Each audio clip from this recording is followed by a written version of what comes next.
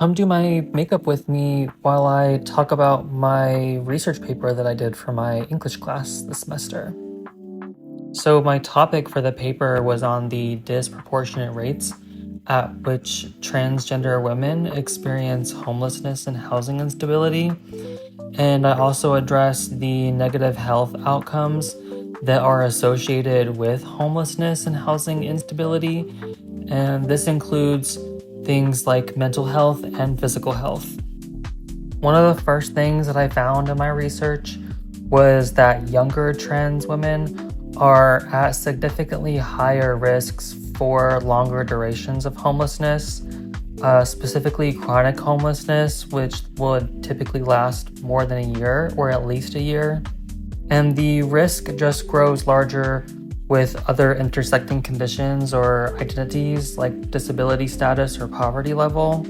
Another example of intersecting identities that really impacts the experience of trans women is to do with race and ethnicity.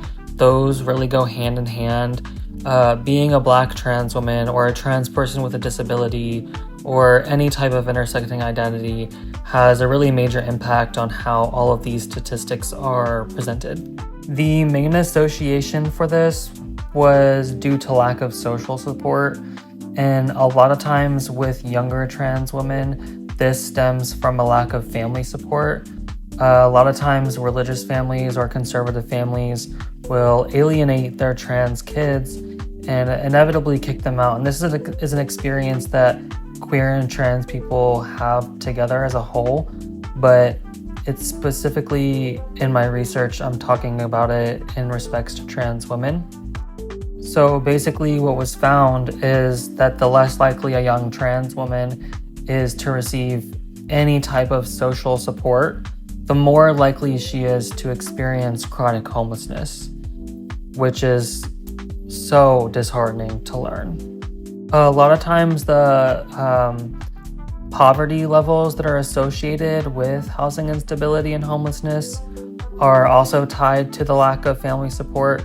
The financial instability really just kind of begins when a young person is alienated from their family and they don't have that same jumping point they can go from like other kids. So really the lack of social support, especially from family, goes hand in hand with the experiences of poverty, homelessness, and housing instability.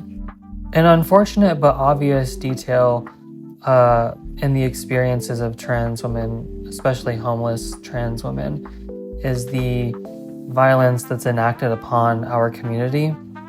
I mean, trans women even oftentimes experience violence and sexual and physical violence in homeless shelters where they're trying to find help.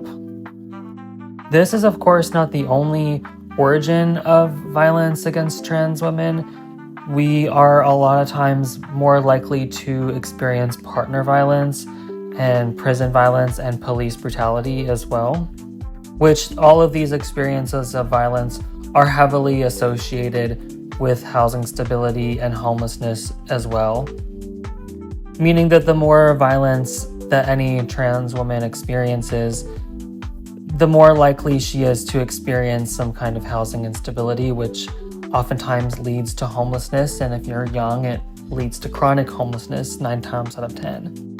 These are just a few of the findings that I found throughout my research. I'm going to be making a part 2. As always, everyone, be bold and be audacious. This is the most important time to do so.